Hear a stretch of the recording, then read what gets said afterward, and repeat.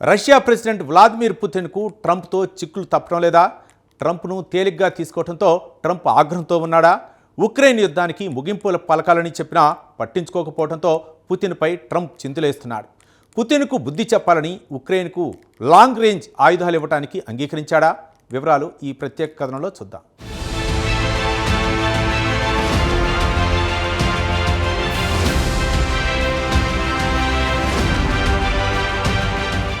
వరుసగా గత 4 సంవత్సరాల నుంచి కొనసాగుతున్న రష్యా ఉక్రెయిన్ యుద్ధానికి ముగింపు పలకాలని అమెరికా ప్రెసిడెంట్ ట్రంప్ ఎంత ప్రయత్నించినా పుతిన్ మాత్రం అంగీకరించడం లేదు. ఆగస్టులో అలస్కాలో ఇరువురి మధ్య సమావేశం జరిగినా ట్రంప్ చేతికి చిక్కకుండా పుతిన్ తప్పించుకున్నాడు. నయానో భయానో చెప్పినా పుతిన్ మాత్రం ట్రంప్ను బేఖాతరు చేస్తున్నాడు.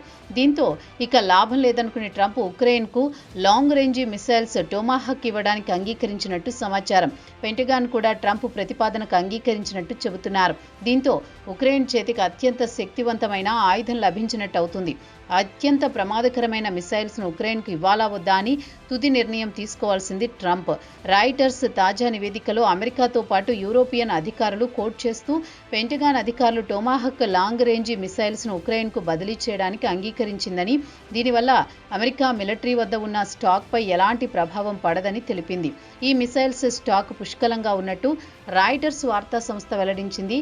ఇక తుది రాజకీయ నిర్ణయం తీసుకోవాల్సింది మాత్రం ట్రంప్ అని పేర్కొంది.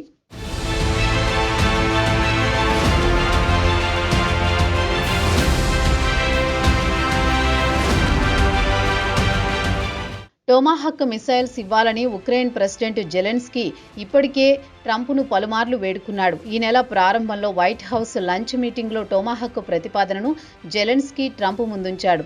దీనికి ట్రంప్ స్పష్టంగా నో అని చెప్పాడు. మన దేశ భద్రతను ఈ మిసైల్స్ చాలా అవసరమని జెలెన్స్కీకి వివరించాడు. ఇక జెలెన్స్కీ ఉద్దేశం ఏమంటే ఈ మిసైల్స్తో రష్యాలోని చమురు, సహజవాయు ప్లాంట్లు ధ్వంసం చేసి పుతిన్ను ఆర్థికంగా దెబ్బకొట్టాలని చూస్తున్నాడు. ఇదే విషయాన్ని జెలెన్స్కీ ట్రంప్కు నచ్చజెప్పాడు.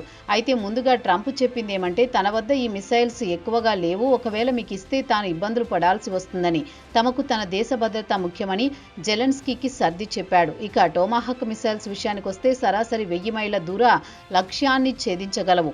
ఈ మిసైల్స్ పేరు వింటేనే పుతిన్ కూడా ఉలిక్కి పడుతున్నాడు. అయితే యూరోపియన్ అధికారుల సమాచారం ప్రకారం ట్రంప్ తన వద్ద టొమాహక్ మిసైల్స్ స్టాక్ ఎక్కువగానే ఉందని, కావాలంటే ఉక్రెయిన్కి ఇవ్వడానికి సిద్ధమే అని చెప్పాడట. అయితే ఉక్రెయిన్కు మిసైల్స్ ఇచ్చేందుకు ట్రంప్ పుతిన్కు ఫోన్ కాల్ చేసి చెప్పడం, దానికి పుతిన్ సమాధానం చెబుతూ మీరు మిసైల్స్ ఇస్తే అమెరికా రష్యా మధ్య సంబంధాలు దెబ్బతింటాయని హెచ్చరించారని అమెరికా మీడియాలో వార్తలొచ్చాయి.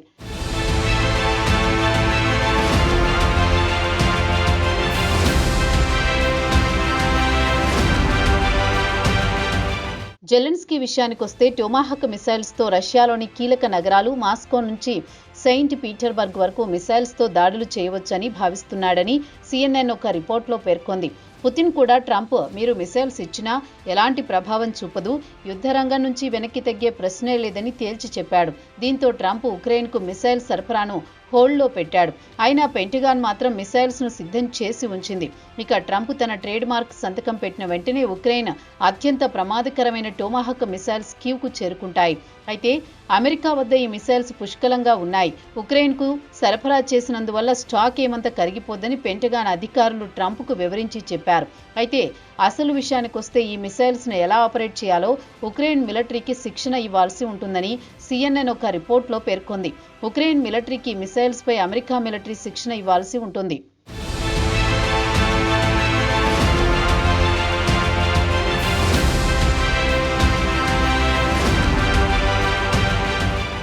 ఇక మరో కీలకమైన అంశం టొమాహక్ క్షిపణుల విషయానికొస్తే ఇవి ఓడల నుంచి లేదా సబ్మెరైన్ల నుంచి ప్రయోగిస్తారు. అయితే ఉక్రెయిన్ నేవీ విషయానికొస్తే సముద్రం నుంచి ఆయుధాలు ప్రయోగించేంత అనుభవం లేదు. వారు గ్రౌండ్ లెవెల్ నుంచి ప్రయోగించడంలో దిట్ట. దీంతో అమెరికా ఈ మిసైల్స్ను గ్రౌండ్ నుంచి ప్రయోగించేలా పలు మార్పులు చేర్పులు చేయాల్సి వస్తోంది.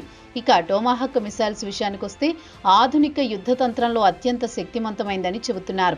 దీని పేలోడ్ 450 కిలోల మందుగుండు సామాగ్రిని ఎలా వాతావరణ పరిస్థితుల్లోనైనా తన వెంట తీసుకువెళ్లగలదు.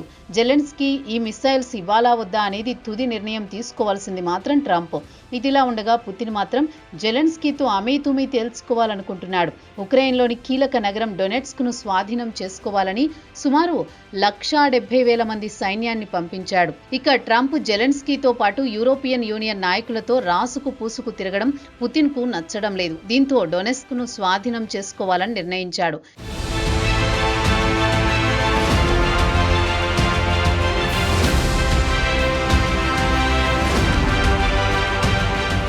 ఇదిలా ఉండగా శుక్రవారం జెలెన్స్కీ కీవ్లో మీడియాతో మాట్లాడుతూ పోక్రోవ్స్కీ రీజియన్లో పరిస్థితులు క్లిష్టంగా ఉన్నాయని అంగీకరించాడు. అయితే రష్యా సైనికులు నగరం మొత్తం చుట్టుముట్టారన్న వార్తలను తిరస్కరించారు. అయితే రష్యాకు చెందిన సైనికులు నగరంలో అక్రమంగా చొరబడ్డారని, వారిని ఏరివేస్తామని చెప్పారు జెలెన్స్కీ. పోక్రోవ్స్క్ రీజియన్లలో రష్యా వారు ఉన్నారని, వారి వల్ల తమకు ఇబ్బందులు ఏర్పడుతున్నాయన్నారు. అక్కడ కూడా తమ దళాలను పంపిస్తామన్నారు ఉక్రెయిన్ ప్రెసిడెంట్. ఇక రష్యా ఉక్రెయిన్ యుద్ధం ఫిబ్రవరి 2022లో మొదలైంది. రష్యా సైనికులతో పోల్చుకుంటే ఉక్రెయిన్ సైనికుల సంఖ్య చాలా తక్కువ. దీంతో ఉక్రెయిన్ వీలైనంత వరకు సైనికుల ప్రాణాలు కాపాడుకోవడానికి ప్రయత్నించింది. మాస్కో ఆక్రమించే ప్రాంతం నుంచి క్రమంగా ఉక్రెయిన్ తప్పుకుంటోంది. ఇక అమెరికా యుద్ధాన్ని ఆపించడానికి ప్రయత్నించడంతో పుతిన్ మరింత రెచ్చిపోయి ఉక్రెయిన్లోని డొనెట్స్క్ రీజియన్ను ఆక్రమించాడు. ప్రస్తుతం నగరం మొత్తాన్ని స్వాధీనం చేసుకోవాలని భారీ ఎత్తున సైనికులను పంపాడు.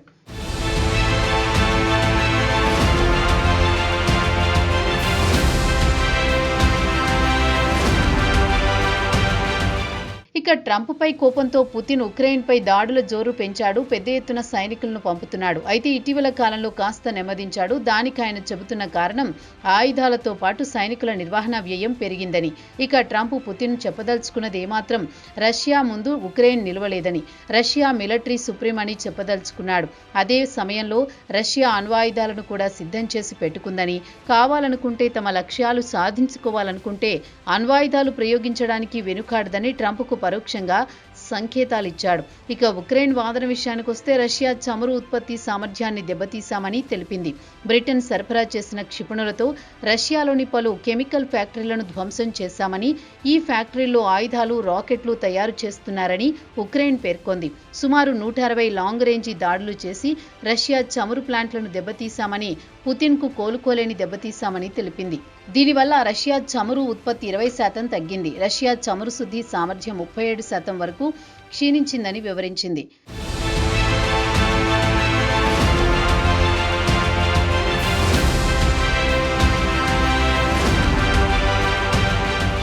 అయితే ఉక్రెయిన్ కూడా ఎక్కడా మనోధైర్యం కోల్పోలేదని ఉక్రెయిన్ మిలిటరీ అధికారులు చెప్పారు. యుద్ధ తంత్రంలో కొత్త మెలకువలను అమలు చేస్తున్నారు. కొత్త రకం ఆయుధాలు తెప్పించుకోవడంతో పాటు కొత్త ఆర్మీ యూనిట్లు, అత్యాధునిక కమ్యూనికేషన్ వ్యవస్థ అందుబాటులోకి రావడంతో రష్యాపై రెట్టించిన ఉత్సాహంతో దాడులు చేసి అనుకున్న లక్ష్యాన్ని సాధిస్తామన్న ధీమా వ్యక్తం చేశారు.